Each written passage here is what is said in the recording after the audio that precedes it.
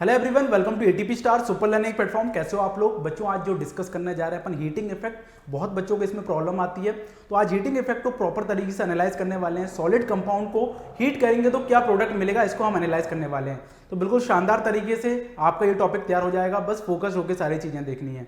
Clear है बच्चों? तो अपना एकलव्य कोर्स जो मेंस का सिलेबस है, जो भी ऑथेंटिक सिलेबस है, उसको एनालाइज किया गया, उसके बेसिस पे कोर्स डिजाइन किया गया। बिल्कुल रेलेवेंट चीजें यहाँ पे पढ़ाई जाएंगी। तो आपके जो भी पड़ोसी हैं, दोस्त हैं, कजिन्स हैं, जो जिसने भी 2021 के लिए डिसाइड कर रखा है कि मैं 2021 में अपीयर होऊंगा, उनके लिए ये बहुत ही अफोर्डेबल प्राइस में अवेलेबल है, उनको आप इन्फॉर्म करो। क्लियर है? एडवांस के लिए बच्चों, एडवांस के लिए वॉरियर है ना। वॉरियर में क्या होगा, बिल्कुल बेसिक लेवल से मेंस की तैयारी तो होनी है, यहाँ पे एडवांस की भी तैयारी होगी है ना, और काफ़ी बिल्कुल बेसिक लेवल से हाई लेवल तक यहाँ पे जाने वाले हैं। तो बहुत शानदार तरीके से प्रिपरेशन होने वाली है और एक अच्छी आईआईटी में यहाँ से आप पहुँच सकते हैं। ठीक है, तो बहुत अफोर्डेबल प्राइस में ये भी अवेलेबल है। तो जरूर रिकमेंड करो, जिसको रिक्वायरमेंट है उनको इन्फॉर्म करो, आपका ये हक बनता है यार, है कि नहीं। चलो स्टार्ट करते हैं डिस्कशन अपना। बच्चों पहले अपन देखने जा रहे हैं हीटिंग इफेक्ट ऑफ कार्बोनेट, है ना। कार्बोनेट को हीट करते हैं तो ध्यान रखो क्या बनता है, ऑक्साइड बनता है और CO2 गैस रिलीज होती है।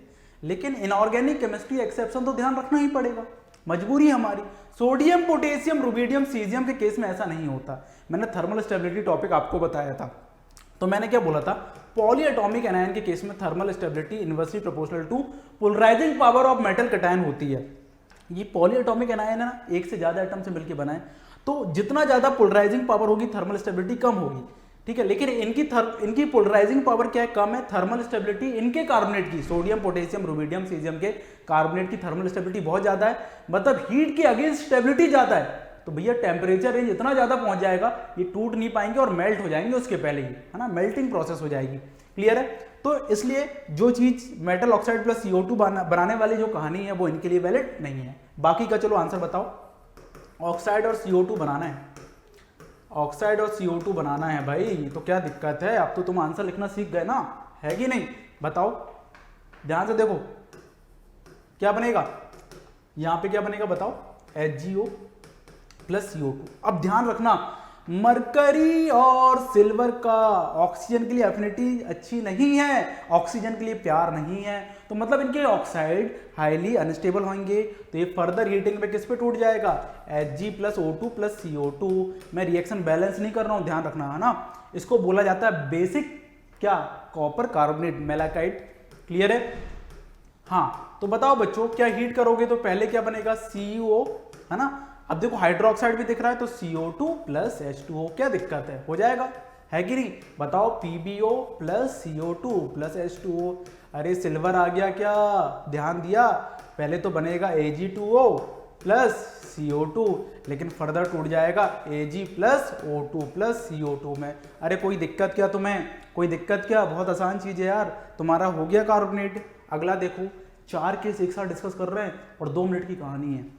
जब भी आप बाइकार्बोनेट, है ना, आपने फॉर्मेट, आपने एसीटेट और ऑक्सिलेट को हीट किया, मेटल कार्बोनेट तो बनना है और एक बाय बनना है। बाय कैसे बनेगा, ये X एनायन है, इन चारों में से एनायन कुछ भी हो सकता है ना। जैसे एनायन मैंने ले लिया SCO3 नेगेटिव, तो इसमें से आपको क्या माइनस करना है, CO3 नेगेटिव माइनस करोगे ना, कार्बोनेट के फॉर्म में चला गया CO3, तो बचे हुए एनायन में क्या होगा, जो मेन एनायन था उसमें से CO3 नेगेटिव माइनस करना पड़ेगा इस प्रोडक्ट को पता करने के लिए। यहाँ SCO3, यहाँ पे क्या था, SCO3 नेगेटिव था, CO3 नेगेटिव तो गायब हो गया कार्बोनेट के फॉर्म में, तो वो माइनस करना पड़ेगा ना बाय पता करने के लिए। अब देखो यहाँ पे 2 नेगेटिव है, तो यहाँ पे 2 यूनिट लेनी पड़ेगी, तो क्या बनेगा बच्चों, H2O प्लस CO2। आसान सी कहानी। क्लियर है? तो जल्दी बताओ, इसको हीट करोगे तो क्या बनेगा, Na2CO3 plus CO2 plus H2O। कोई दिक्कत की बात नहीं।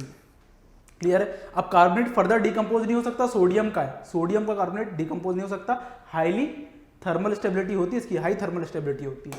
क्लियर है? चलो अब मैंने ले लिया बेटा एनायन कौन सा, X कौन सा ले लिया, ऑक्सिलेट। अब तुम्हें C2O4 नेगेटिव में क्या माइनस करना है, CO3 नेगेटिव माइनस करना है, तो क्या मिलेगा, CO, क्या CO, लेकिन exception sodium, potassium, rubidium, caesium.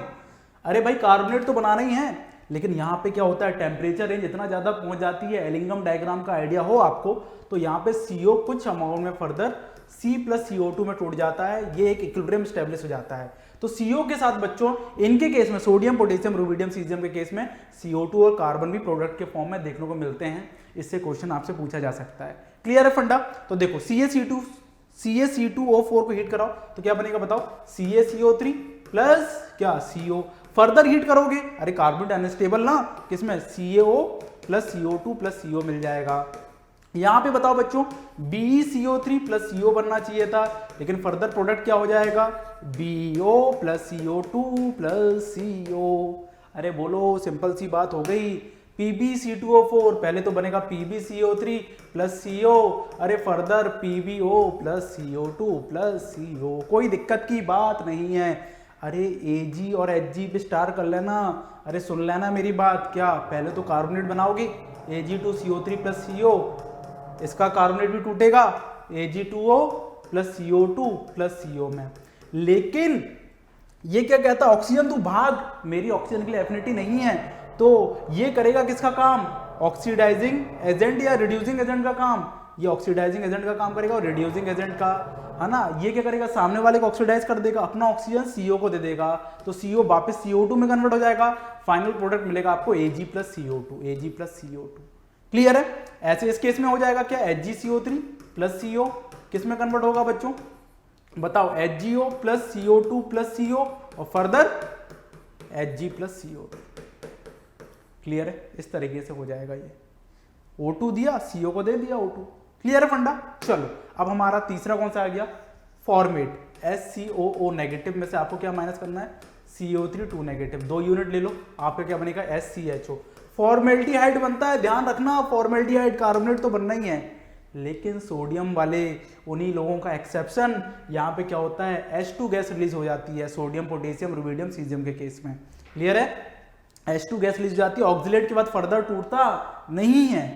Clear है? हाँ, अब देखो बाकी केस देख लो बच्चों, बताओ क्या बनेगा, CaCO3 प्लस SCHO, ये फर्दर किस में टूट जाएगा, CaO। बताओ कार्बोनेट को तोड़ोगे ना, CaO plus CO2 plus SCHO, कोई दिक्कत की बात नहीं है। अब देखो ध्यान से, अरे ये बहुत खतरनाक लोग हैं Ag और Hg वाले।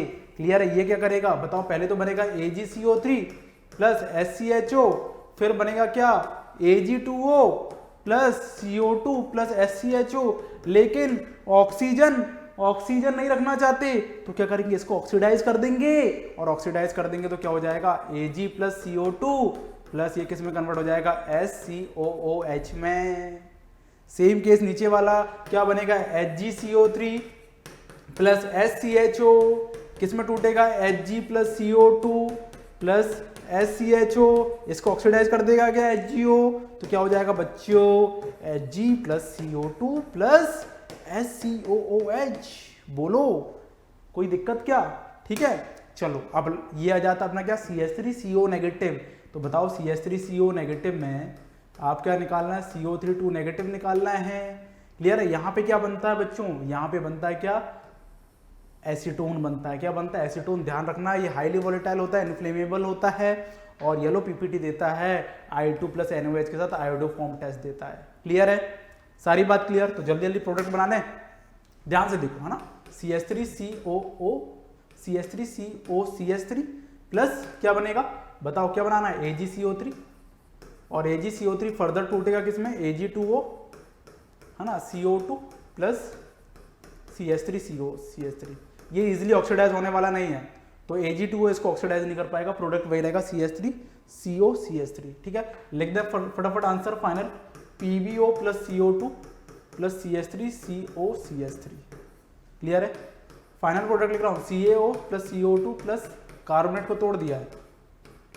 बताओ यहां क्या बनेगा, Na2CO3। ध्यान रखना कार्बोनेट इसका स्टेबल है, Na2CO3। क्लियर है?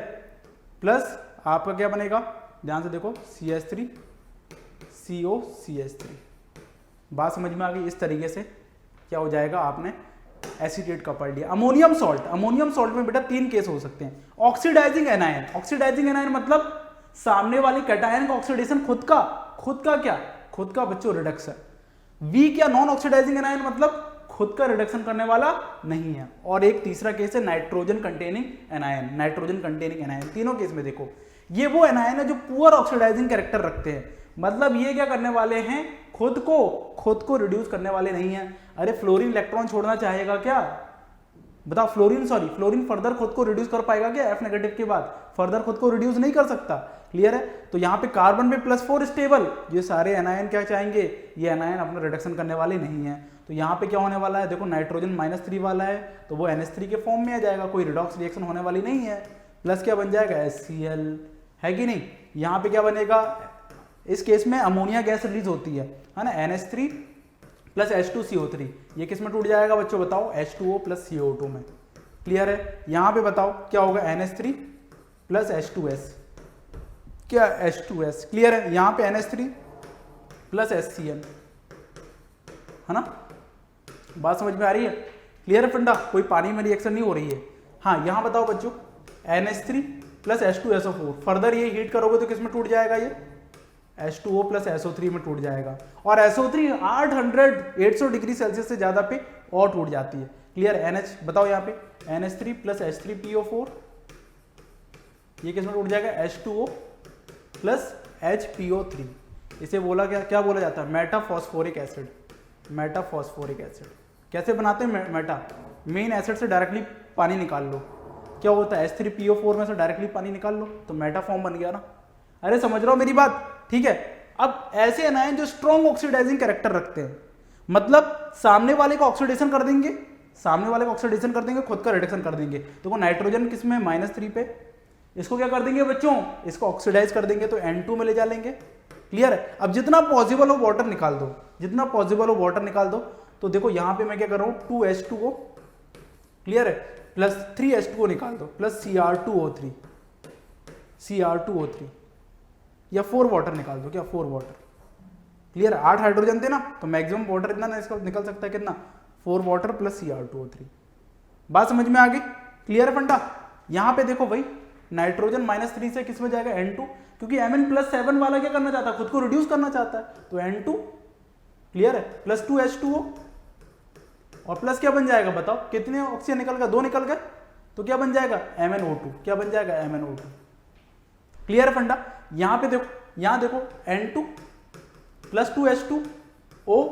अब देखो यहां पे जब भी नॉन मेटल आ जाए, क्लोरीन, आयोडीन, तो यहां पे ऑक्साइड जो Mn और Cr का ऑक्साइड बन रहा था वो नहीं बन पाएगा। क्लियर है? तो यहां पे कौन सी गैस रिलीज हो जाएगी बेटा, Cl2 गैस रिलीज हो जाएगी, + O2 बन जाएगा, है ना, बैलेंस कर लेंगे, Cl2 + O2 बन जाएगा।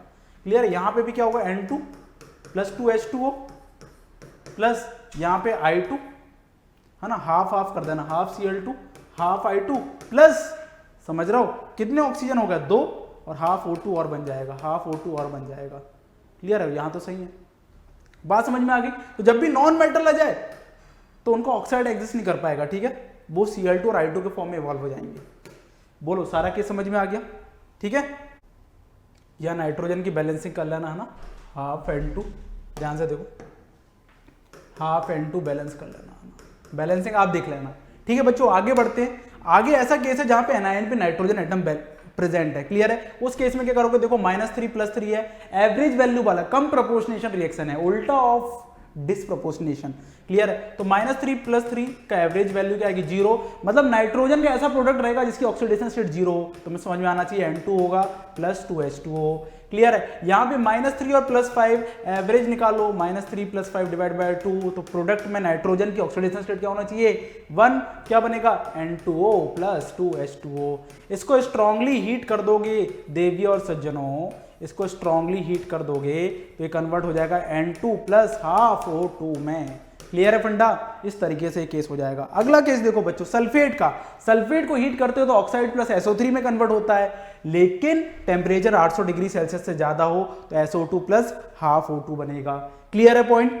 हाँ, तो लेकिन sodium, potassium, rubidium, caesium exception. बताओ, पोलराइजिंग पावर कम, सल्फेट की थर्मल स्टेबिलिटी ज्यादा, मेल्ट हो जाएंगे पहले लेकिन डिकम्पोज होने वाले नहीं है। क्लियर पॉइंट सारी चीजें?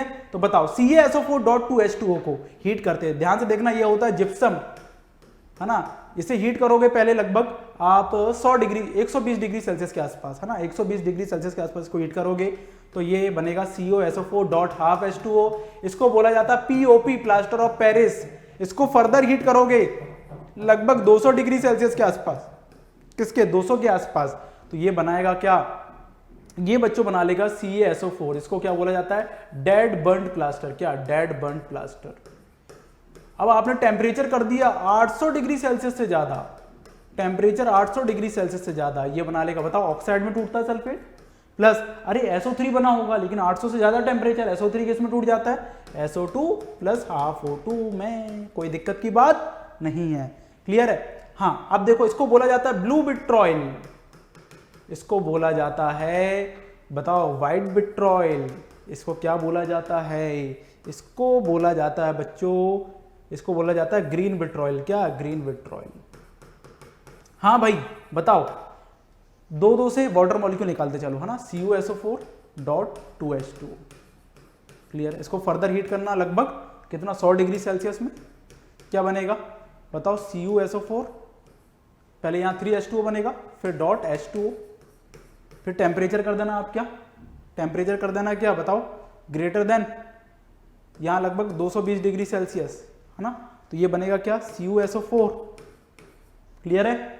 और यहाँ पे फिर फर्दर आप इसे हीट करना temperature greater than 800 degree Celsius पे, ये बन जाएगा CuO plus SO2 plus half O2 में। इस केस में देखो भाई, व्हाइट विट्रॉयल के केस में पहले एक वाटर मॉलिक्यूल निकालना है लगभग 70 डिग्री सेल्सियस में, ZnSO4 डॉट क्या, H2O। क्लियर है, बात समझ में आ रही है। इसको फर्दर आप क्या करोगे, 70 से 200 डिग्री सेल्सियस में हीट करोगे, एक वाटर मॉलिक्यूल निकालना, 6 बचे, 70 से 200 डिग्री सेल्सियस में। क्लियर है बच्चों। तो क्या होगा यहाँ पे, ये बचेंगे 5 वाटर मॉलिक्यूल निकल आएंगे, डॉट H2O। क्लियर है। इसे टेम्परेचर ग्रेटर देन आप 220 डिग्री सेल्सियस पे हीट कर दो, तो ये बन जाएगा बच्चों क्या, ZnSO4। क्लियर है। और इसे फर्दर आप हीट करोगे, सल्फेट हीट करोगे, है ना, तो ये क्या बन जाएगा बताओ, ZnO प्लस SO3। और यदि आपने वही टेम्परेचर क्या कर दिया, ग्रेटर देन 800 डिग्री सेल्सियस कर दिया, तो ZnO plus SO2 plus half O2। Clear है। ग्रीन विट्रॉयल है, 300 डिग्री सेल्सियस के आसपास टेम्परेचर रखो, ऑक्साइड बनेगा Fe2O3। ये ऐसा केस है जहां पे 2 एसिडिक ऑक्साइड बन रही है, SO2 प्लस SO3। तो मैंने सारे केस, है ना, जितने डिस्कस करने थे बता दिए, सल्फेट, है ना, सारी चीजें बता दिया, देख लो। क्लियर है फंडा, बात समझ में आ गई।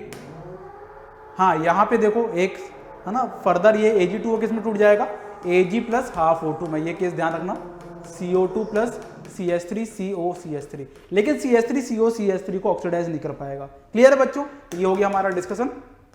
ठीक है, तो आप एकलव्य कोर्स के बारे में बताओ, जो मेंस पे फोकस करना चाहते हैं उनको जरूर इन्फॉर्म करो। बहुत शानदार कोर्स है, प्रॉपर मेंस के हिसाब से सिलेबस चलेगा, इररेलेवेंट चीजें अपन नहीं पढ़ने वाले यहाँ पे, है ना। जो मेंस का कोर्स है उसी के हिसाब से सारी चीजें चलनी है। और ये वॉरियर कोर्स मेंस और एडवांस के लिए। क्लियर बच्चों, 12th पास के लिए बिल्कुल तगड़े लेवल पे यहाँ पे अपन तैयारी करने वाले हैं। बहुत ही जल्दी दोनों बैचेस स्टार्ट हो रहे हैं। मिलते हैं next time, tata bye bye.